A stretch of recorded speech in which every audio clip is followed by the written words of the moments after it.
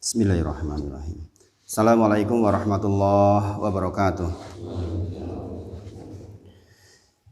Innal hamdalillah nahmaduhu wa nasta'inuhu wa nastaghfiruh wa na'udzu billahi min syururi anfusina wa min sayyiati a'malina may yahdihillahu fala mudilla lahu wa may yudlilhu fala hadiyalah. Asyhadu alla ilaha illallah wa asyhadu anna Muhammadan abduhu wa rasuluh. Allahumma shalli ala sayyidina Muhammad wa ala ali sayyidina Muhammad. Ya ayyuhalladzina amanu taqullaha haqqa tuqatih wa la tamutunna illa wa antum muslimun.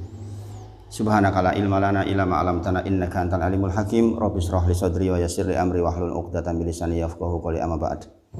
Bersyukur kita kepada Allah atas semua nikmat yang Allah berikan kepada kita, dan kita bersyukur pula karena hari ini, pagi ini insyaallah kita ditakdirkan oleh Allah untuk bisa bermajelis kembali. Mudah-mudahan kajian kita pagi ini dirahmati Allah Subhanahu wa taala. Insyaallah kita melanjutkan pelajaran kita di kitab Ushul Salasah. Kemarin sudah selesai kita membahas al-aslul awwalu, membahas tentang usul yang pertama, dan sudah selesai insyaallah. Terakhir membahas tentang anwaul ibadah, jenis-jenis ibadah. Kita sekarang berada di halaman 53 ya. Halaman 53 dengan buka. Insyaallah kita masuk di baris ketiga halaman 53. Nggih menika al-aslus tsani, yaitu pokok yang kedua. Di baris ketiga nih, al-aslus tsani, yaitu pokok yang kedua atau usul yang kedua, yaitu ma'rifatu dinil Islam bil adillah. Ma'rifatu dinil Islami bil adillah, yaitu mengenal agama Islam dengan dalil-dalilnya. Jadi di sini ada penekanan mengenal agama Islam dengan dalil-dalilnya, sehingga kita pada pagi ini insya Allah kita akan membahas agama kita Islam dengan dalil-dalil yang menyertainya. Dengan dalil artinya kita mengenali Islam tidak hanya karena ikut-ikutan, tidak hanya karena tradisi, tidak hanya karena taklid. Kita berusaha untuk mendapati pengetahuan tentang Islam dengan dalil-dalilnya. Jadi ini adalah al-aslus tsani, inilah usul yang kedua di dalam kitab Ushul Salasah. Wa huwa, di baris berikutnya nggih, wa huwa, dia adalah, agama Islam itu adalah, maksudnya nggih, wa huwa kembali ke agama Islam maksudnya al-istislamu, yaitu berserah diri lillahi, kepada Allah. Di agama Islam adalah, definisinya wa huwa, dia adalah al-istislamu, yaitu berserah diri lillahi, kepada Allah, bit tauhid, dengan mentauhidkannya. Ini definisi pertama, Islam adalah berserah diri kepada Allah dengan mentauhidkannya. Wal inqiyadu lahu bit ta'ah, dan kita tunduk serta patuh kepadanya, lahu disebut kembali kepada Allah, bit ta'ah, dengan menaatinya. Dan yang tidak kalah pentingnya yaitu wal baro'atu minasyirki wa ahlihi, yaitu wal baro'atu, berlepas diri, min, dari asyirki, kesyirikan, wa ahlihi, dan penganutnya, dan orang-orang yang menganut kesyirikan. Jadi kata kuncinya adalah wal baro'atu, kita berlepas diri, tidak ikut-ikutan, tidak mendukung, minasyirki wa ahlihi, kepada kesyirikan dan para pengikutnya, penganut kesyirikan. Wahwa di sini berarti kembali ke agama Islam, agama Islam salasu marotib, ada 3 tingkatan. Wahwa salasu marotib, bahwa agama Islam itu ada 3 tingkatan, yaitu al-Islam, Islam itu sendiri, wal iman, iman, wal ihsan. Ini yang ketika kita bahas di anwaul ibadah, termasuk jenis-jenis ibadah, yaitu al-Islam, wal iman, wal ihsan. Wa kullu martabatin laha arkanun. Masing-masingnya, semuanya tingkatan itu mempunyai atau ada rukun-rukunnya. Nah, ini yang akan kita bahas pagi ini insyaallah. Al-aslus tsani, penjelasannya sebagai berikut. Pokok kedua ini yang hendak disampaikan oleh penulis Muhammad At-Tamimi rahimahullah taala, yaitu dalam rangka kita mengenal agama Islam. Apa urgensinya? Apa pentingnya kita mengenali agama Islam? Rasulullah bersabda, dengan bisa sambil tulis artinya insya Allah, ini syarahnya penjelasannya. Rasulullah bersabda, bada'al islamu ghoriban. Islam itu muncul dalam keadaan asing dulunya. Bada'al islam ghoriban. Islam dulu muncul dalam keadaan ghoriban, asing. Wa sayaudu kama bada'a ghoriban. Dan akan kembali dalam keadaan asing. Akan ada zaman di mana Islam itu asing lagi seperti bagaimana kemunculannya. Fatuba lil ghuraba. Sungguh beruntung orang-orang asing pada waktu itu. Nah, Rasulullah sudah kabar kepada kita, berikan nubuah kepada kita, keterangan bahwa Islam itu dulu muncul dalam kondisi asing, nggak dikenali. Maka kemudian akan datang suatu zaman di mana Islam akan kembali asing. Hadis ini menunjukkan bahwa mengenal agama Islam merupakan suatu perkara yang sangat urgent, sangat penting. Mengenali Islam adalah perkara yang sangat urgent, yang sangat penting. Sebab akan ada suatu zaman nanti orang-orang yang mengklaim bahwa KTP-nya Islam, mengaku beragama Islam, namun ternyata mereka semua tidak mengenali Islam atau tidak mengenal hakikat Islam itu sendiri. Akan ada zaman seperti itu, mungkin sekarang sudah. Bisa jadi mereka hanya mengenal Islam melalui keturunan. Sebab karena keturunan dia jadi Islam, sehingga ya nggak ngerti Islam bagaimana sesungguhnya, hanya dengar-dengar, ikut-ikutan saja. Untuk aku Islam, bapakku Islam, dulurku Islam, aku ya Islam, atau yang lainnya yang semisal itu, sehingga akhirnya kondisinya mereka pun tidak memahami Islam dengan yang sesungguhnya, dengan baik. Bahkan bisa jadi orang-orang ini akan mengingkari ajaran-ajaran Islam saking tidak pahamnya. Dan hari ini sesungguhnya dengan terbukanya media sosial, baik WhatsApp group, kemudian Facebook, Instagram, atau yang semisal itu Twitter, terbuka sesungguhnya kondisi ini. Kondisi ini sebenarnya sudah terjadi sekarang. Sedemikian banyak orang-orang yang KTP-nya Islam tetapi justru mengingkari agama Islam. Dan itu banyak channel-channel YouTube yang membahas tentang itu. Ya naudzubillah. Bahkan sebagian mereka masuk dalam kategori kemunafikan, karena dia Islam tetapi sejatinya kegiatan atau kehidupan sehari-harinya itu mengingkari agama Islam. Dan ini banyak terjadi. Kalau kita melihat di media sosial, sedemikian banyak orang yang Islam dia, tetapi aplikasinya dalam kehidupan sehari-hari jauh dari apa yang diajarkan dalam Islam itu sendiri. Maka sekali lagi Rasulullah mengingatkan, bada'al islamu ghoriban. Sungguh Islam itu dulu datang muncul dalam kondisi asing, wa sayaudu kama bada'a ghoriban. Akan datang suatu masa dia menjadi asing lagi. Siapa yang beruntung pada waktu itu? Fatuba, yang beruntung adalah lil ghuraba, orang-orang yang asing, yaitu orang-orang yang melaksanakan agama Islam dengan benar justru kelihatan asing, aneh. Orang pakai jilbab besar dikatakan aneh. Orang rajin ke masjid dikatakan aneh. Orang pakai melaksanakan syariat Islam secara penuh dikatakan aneh. Dikatakan tidak. Sebagian bahkan ada yang mengatakan tidak toleran dan sebagainya lah. Maka Rasulullah menyampaikan fatuba lil ghuraba. Sungguh beruntung orang yang pada waktu itu dikatakan sebagai orang asing.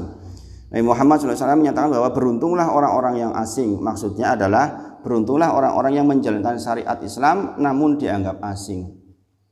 Bukankah sekarang sudah mulai? Sekarang sudah mulai kondisinya sebenarnya. Dengan alasan berbagai macam lah. Kita tidak bisa sebutkan satu persatu. Itu yang jelas sudah dianggap asing.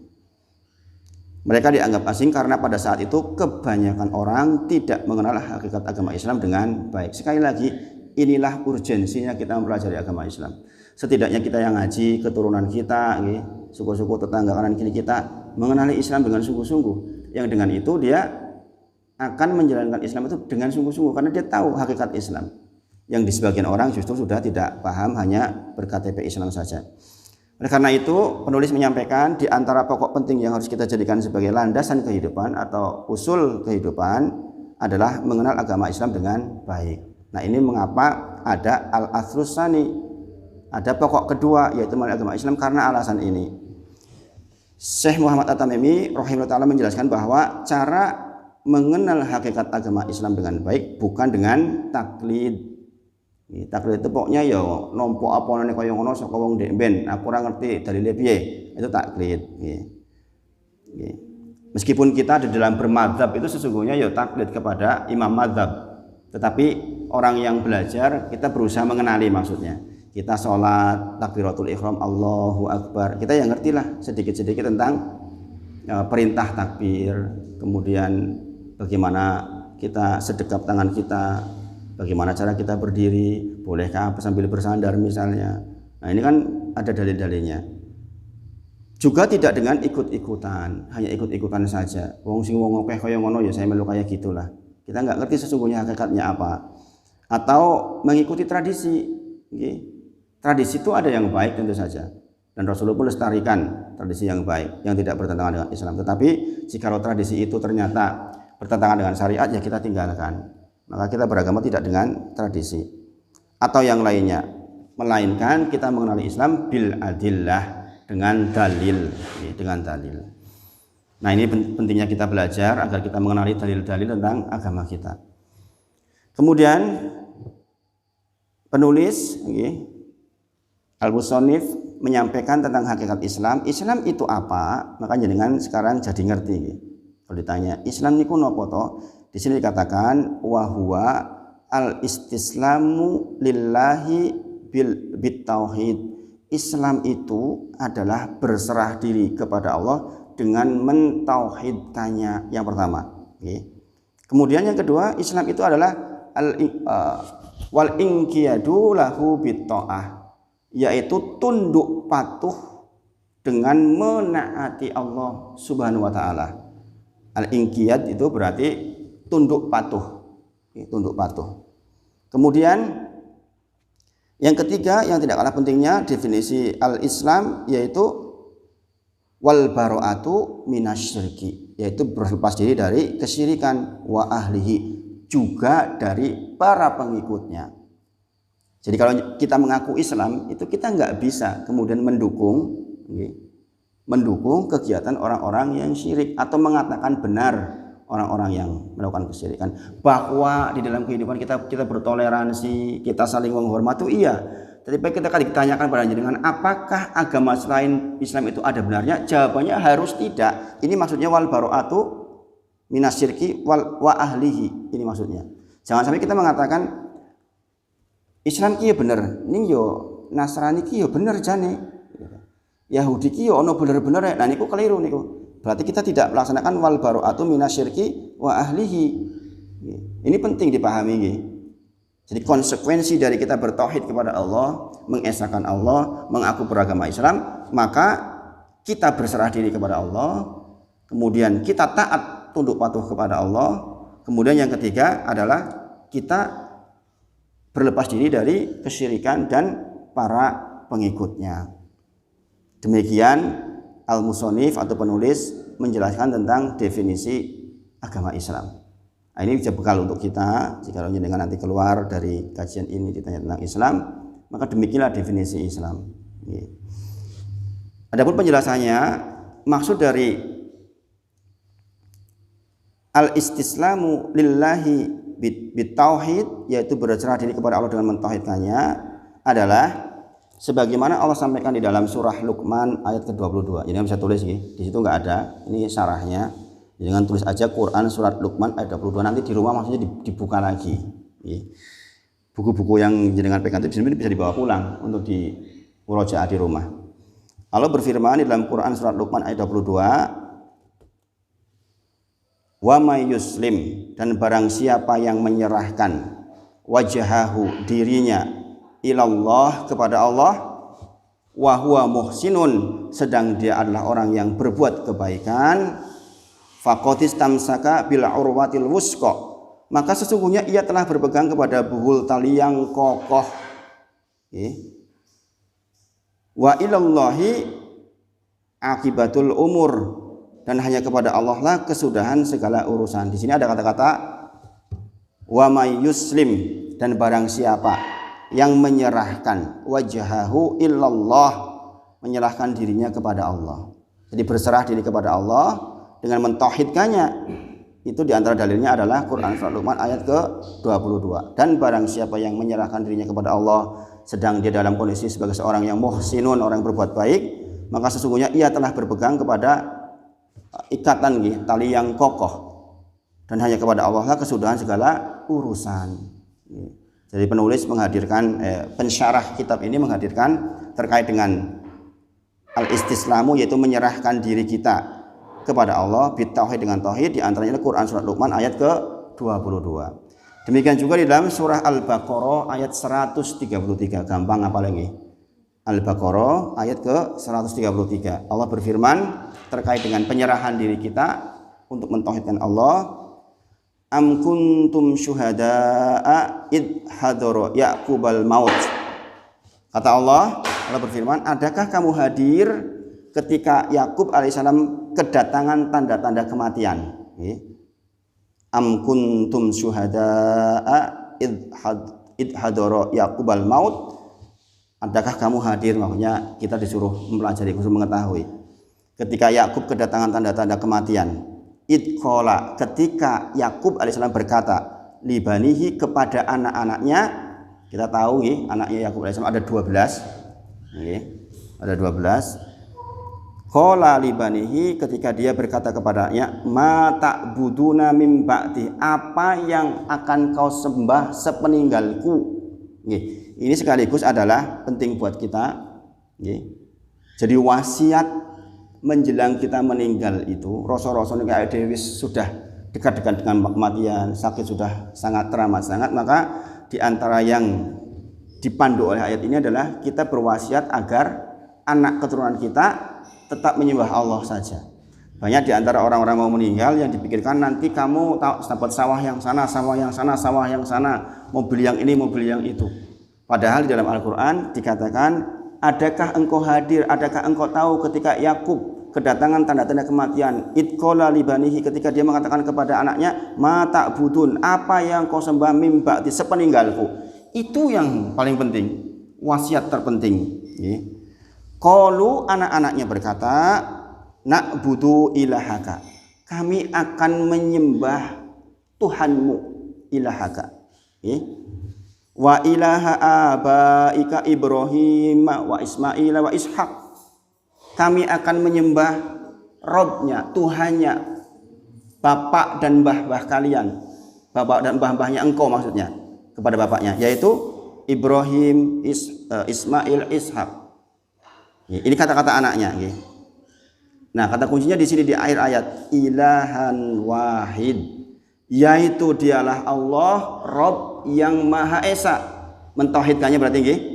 Kemudian wa nahnu lahu muslimun, dan kami hanya tunduk patuh kepadanya. Ini dalil bahwa Islam itu adalah kita al-istislamu lillahi bitauhid. Islam itu adalah menyerahkan diri kepada Allah dengan mentauhidkannya. Adapun di antara dalilnya adalah surah Al-Baqarah ayat 133, ketika didatangkan tanda-tanda kematian kepada Yakub mengatakan kepada anaknya, apa yang akan kau sembah sepeninggalku? Anaknya menjawab, saya akan menyembah Robmu dan Rob nenek moyangmu, yaitu ilahan wahid, yaitu Rob yang Maha Esa, Allah yang Maha Esa, wa nahnu lahu muslimun, dan kami adalah termasuk orang-orang yang tunduk patuh kepadanya.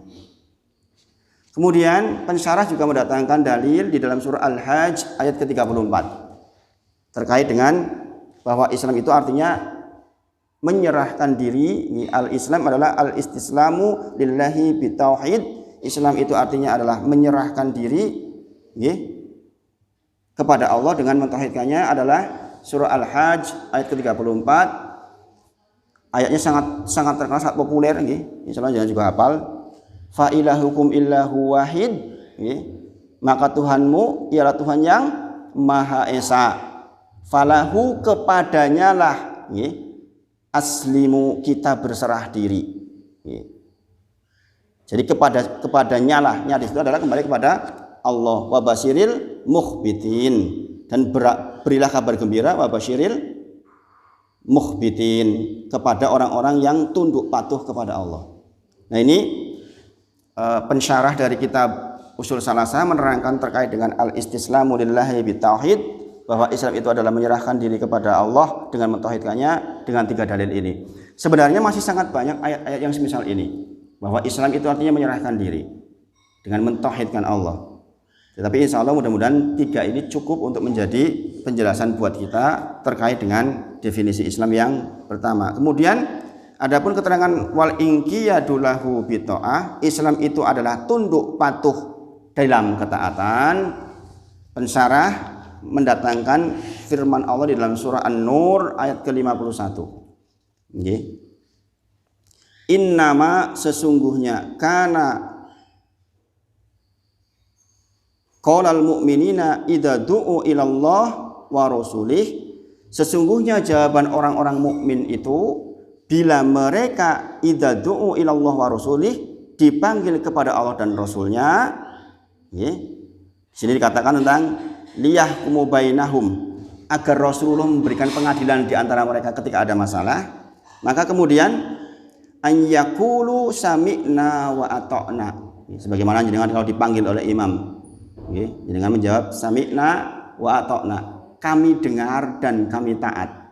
Jadi dikatakan definisi Islam adalah al-inqiyadu lahu bita'ah, yaitu kita tunduk patuh kepada Allah dengan menaatinya. Maka di sini dikatakan di surat An-Nur bahwa orang-orang mukmin itu jikalau diseru, dipanggil, disuruh oleh Allah dan Rasulnya, maka jawabannya adalah sami'na wa ata'na, kami dengar dan kami taat.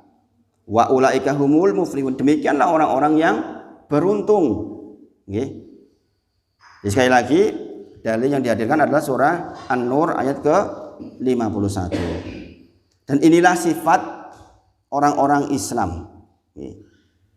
Apapun yang diperintahkan oleh Allah dan Rasulnya, maka mereka pun dengar dan patuh. Demikianlah orang Islam. Maka kalau kita mengaku kita Islam, maka kita memenuhi syarat yang kedua ini, yaitu wal inqiyadu lahu bita'ah, dengan menaatinya. Adapun sebaliknya, orang-orang munafik adalah orang-orang yang melakukan hal yang berkebalikan dengan orang mukmin. Allah kisahkan di dalam surah An-Nur ayat ke-47. Sebelum ayat itu datang, sudah diterangkan tentang sifat-sifat orang munafik. Kata mereka, wa yaquluna amanna billahi wa birusulih, kata mereka, dan mereka berkata, kami telah beriman kepada Allah dan Rasul. Bahkan mereka mengatakan wa ata'na, dan kami, kata mereka, dan kami menaati keduanya, menaati Allah dan Rasulnya. Summa yatawalla fariqum minhum min ba'di dzalik, kemudian sebagian dari mereka berpaling sesudah itu. Maka kemudian dikatakan di akhir ayat, wa ma ulaika bil mu'minin, mereka bukanlah orang-orang yang beriman. Jadi yang mempunyai sifat meninggalkan ketaatan kepada Allah, al-inqiyadu bita'ah, adalah kebalikan sifat orang mukmin. Jadi kalau kita mengaku Islam, maka harus masuk ke definisi yang kedua ini, yaitu orang-orang yang taat dan patuh kepada Allah Subhanahu wa taala. Yang di antara sifatnya adalah ketika diperintahkan oleh Allah dan Rasulnya, ketika disuruh oleh Rasulnya, kita mengatakan sami'na wa ata'na. Tidak pantas bagi seorang muslim ketika datang sebuah kebenaran dari Allah dan Rasulnya, kemudian kita memilih jalan yang lain. Maka demikianlah agama Islam. Kemudian yang tidak kalah pentingnya yaitu yang bagian ketiga, wal bara'atu minasyirki. Sudah ketemu Pak Eko? Halaman 53 nggih. Halaman 53 di baris yang mulai baris yang ketiga.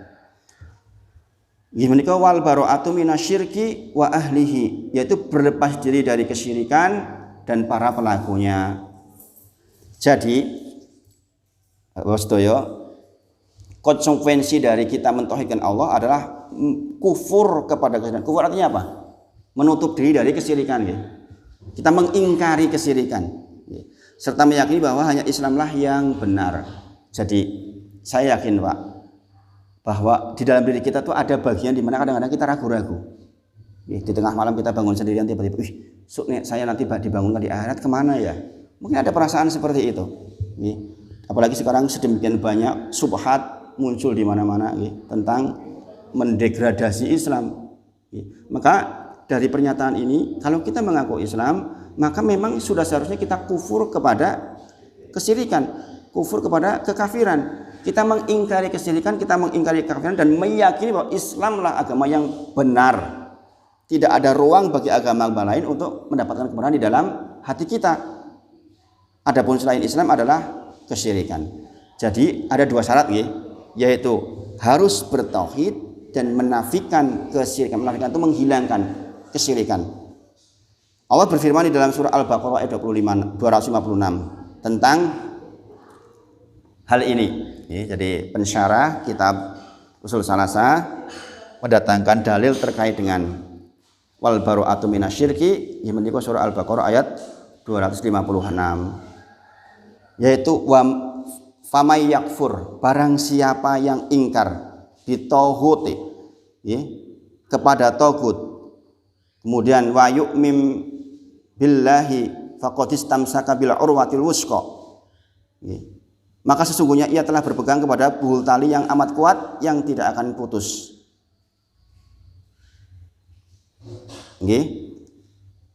Lang fiso malaha wallahu samiul alim. Wallahu samiun alim. Allah Maha mendengar lagi Maha mengetahui. Jadi ini pensyarah kitab Ushul Tsalatsa mendatangkan dalil surah Al-Baqarah ayat 256 untuk memberikan keterangan terkait dengan wal baru'atu minasyirki wa ahlihi.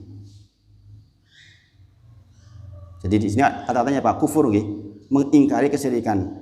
Famay yakfur bi tauhid, barang siapa yang ingkar kepada tauhid. Tauhid itu apa? Sesembahan selain Allah. Siapa yang mengingkari tauhid berarti dia sudah menjalankan bagian ketiga dari Islam, yaitu wal baru'atu minasyirki wa ahlihi. Juga Allah berfirman dalam surat Muhammad ayat ke-19, fa'lam annahu la ilaha illallah, maka ketahuilah bahwa sesungguhnya tidak ada ilah sesembahan Tuhan atau selain Allah. Sesembahan atau Tuhan selain Allah. Quran surat Muhammad ayat ke-19. Jadi jangan sampai muncul keyakinan bahwa agama-agama selain Islam itu benar. Ini maksudnya dari yang ketiga ini. Seperti meyakini bahwa penganut agama Buddha, Hindu, Nasrani, Yahudi atau penyembah kubur, pohon dan yang lainnya juga akan masuk surga, misalnya seperti itu. Mereka mengatakan ini juga dengan dalil biasanya. Di dalam surah Al-Baqarah dikatakan innal ladzina amanu wal ladzina hadu wan nasara was-sabiina man amana billahi wal yaumil akhir wa amila shalihan falahum ajruhum inda rabbihim wala khaufun 'alaihim wala hum yahzanun. Ini ayat yang dijanjikan oleh mereka. Kaum liberal mengatakan bahwa sama aja agama itu. Yahudi, Nasrani, penyembah berhala, penyembah api sama aja. Mereka juga masuk surga. Surganya Allah, tentram mereka. Ini tidak mendapatkan khawatiran, ketakutan. Bayangkan, ini yang digunakan ayat Al-Quran. Padahal maksudnya di situ adalah orang Yahudi pada zaman itu, zaman Nabi Musa, yang taat kepada Nabi Musa ya masuk surga tentu saja. Pada waktu itu memang Rasulnya Nabi Musa alaihissalam. Demikian juga orang Nasrani. Orang Nasrani pada waktu itu taat kepada Isa alaihissalam ya masuk surga. Maksudnya seperti itu.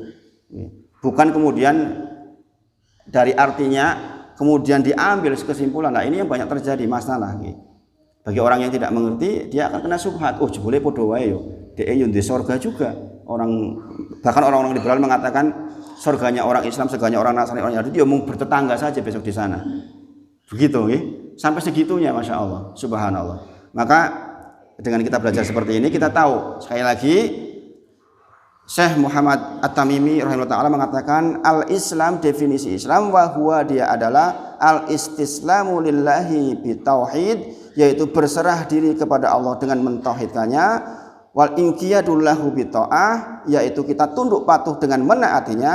Yang bagian ketiga wal baru'atu minasyirki wa ahlihi, kita berlepas diri dari kesyirikan dan orang-orang yang mengikutinya. dan keterangannya sudah disampaikan baru saja.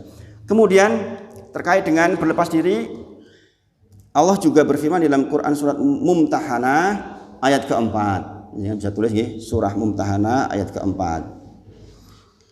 Allah berfirman, qad kanat lakum uswatun hasanatun fi Ibrahim walladzina ma'ahu. Sungguh telah ada contoh yang baik bagimu pada Ibrahim dan orang-orang yang ma'ahu bersamanya. Id qalu liqaumihim, ketika mereka berkata kepada kaumnya. Jadi ada contoh yang baik dari Ibrahim dan orang-orang yang mengikutinya. Kapan itu contoh baik yang mana? Maksudnya id qalu liqaumihim, ketika mereka berkata kepada kaumnya, inna bura'u minkum, kami berlepas diri dari kalian, orang-orang yang tidak menyembah Allah maksudnya. Orang-orang yang tidak menyembah Allah maksudnya. Kemudian wa mimma, dan dari ta'buduna min dunillah, apa-apa yang kalian sembah selain Allah. Kafarna bikum, kami mengingkarinya. Wa bada bainana wa bainakum al-adawat wal ba'do, setelah jelas di antara kami dan kalian ada permusuhan, kebencian untuk abadan, selama-lamanya. Hatta sampai kapan tidak menjadi benci dan tidak menjadi permusuhan? Hatta tu'minu billahi wahdah, sampai kalian juga hanya menyembah kepada Allah semata. Ini Masya Allah jelas banget ya, bahwa kita itu harus berlepas diri dari kesyirikan dan ahlinya, kesyirikan dan para pengikutnya. Ini konsekuensi kita berislam. Jadi kita tidak dikatakanlah berislam ketika kita hanya mentauhidkan Allah saja, tidak diikuti dengan berlepas diri dari kesyirikan dan para pengikutnya. Ada dalilnya, di antaranya surah Mumtahanah ayat ke-4, ketika Allah menyampaikan tentang ada contoh yang baik dari Ibrahim alaihissalam dan para orang-orang yang mengikutinya. Kapan itu? Ketika mereka mengatakan, kami berlepas diri dari kalian dan dari sesembahan selain Allah yang kalian sembah. Sudah jelas bagi kami permusuhan atau kebencian antara kami dengan kalian, karena kalian tidak menyembah Allah. Sampai kapan? Sampai kalian beriman kepada Allah, menyembah Allah semata. Berarti apa itu? Berlepas diri. Kita berlepas diri. Gak bisa kita mengatakan mereka juga baik kok, mereka juga masuk surga kok, masa sih mereka juga punya akhlak yang baik. Sekali lagi, ini bukan dalam rangka untuk tidak bertoleransi dengan agama lain, bukan. Ini terkait dengan keyakinan akidah diri kita. Jadi kalau kita ditanya tentang apakah di sana ada kebenaran, jawabannya harus tidak, maksudnya harus tidak. Adapun kemudian kita bertetangga dengan baik, bermuamalah, berdagang dengan mereka, itu cerita lain. Ada aturan-aturan lain dalam agama kita yang bahkan mengharuskan untuk berbuat adil kepada mereka, berbuat baik kepada mereka sebagai sesama manusia. Tapi tidak di dalam bagian akidah kita tolong menolong. Ini maksudnya. Penekanannya di situ. Kemudian, jadi konsekuensi tauhid adalah mengingkari kesyirikan, beserta para pelakunya. Mengingkari itu tidak mendukung, tidak loyal, tidak loyal, tidak berbaik-baikan dalam hal akidah. Seseorang yang mengklaim dirinya bertauhid namun di sisi lain ia membiarkan, bahkan membolehkan dan membenarkan kesyirikan, maka apalah arti tauhid jika demikian? Pernyataan-pernyataan semisal yang mengarah kepada bolehnya melakukan kesyirikan merupakan pernyataan kufur kepada Allah SWT yang membatalkan keimanan kita kepada Allah SWT. Hati-hati ya, ini penting banget ya. Pernyataan-pernyataan, ucapan-ucapan yang menjadikan kebolehannya kesyirikan, mendukung kesyirikan, merupakan pernyataan kekufuran, bisa mengeluarkan seseorang dari Islam. Nanti kalau kita belajar kitab Nawaqidul Islam, pembatal keislaman yang 10, insya Allah setelah kita selesai membahas usul salasah, kita akan membahas kitab itu, di kitab yang singkat insya Allah. Di antara pembatal keislaman seseorang adalah dia mengatakan benarnya agama lain. Adapun dasarnya adalah Allah berfirman di dalam surah Al-Maidah ayat 17, laqad kafaro, sungguh telah kafir, alladzina, orang-orang, qalu yang mengatakan, innallaha, sesungguhnya Allah itu, huwa, dia adalah al-masih ibnu Maryam, dia adalah al-masih anaknya Maryam. Nggih. Kata Allah di dalam surah Al-Maidah 17, telah kafir, sungguh telah kafir seseorang yang mengatakan innallaha huwa, dia adalah Al-Masih ibnu Maryam, Isa anaknya Maryam alaihissalam. Jelas nggih? Jadi kalau kita mengatakan bahwa Allah itu adalah Isa anaknya Maryam, sudah jelas kekafirannya. Ini Allah yang menyampaikan. Makanya sekali lagi kita juga wajib mengingkari. Sebaliknya kata-kata yang mengatakan kebenaran bahwa Isa adalah satu di antara tiga Tuhan, ya tentu saja mengantarkan kita kepada kekufuran. Jadi hati-hati dengan kata-kata yang mendukung kekufuran. Allah juga berfirman di dalam surah Al-Maidah ayat 73, laqad kafaro, sesungguhnya telah kafirlah alladzina, orang-orang qalu yang berkata innallaha, sesungguhnya Allah salisu, salah satu di antara yang tiga, wama min ilahin illa ilahun wahid, setelah datang pengetahuan kepada kita bahwa Allah itu satu-satunya zat yang disembah. Ini pernyataan sangat jelas. Maka sekali lagi, wal baro'atu minasyirki wa ahlihi adalah salah satu definisi dari al-Islam. Wal baro'atu, berlepas diri, minasyirki, dari kesyirikan, wa ahlihi, dan dari orang-orang yang mengikutinya.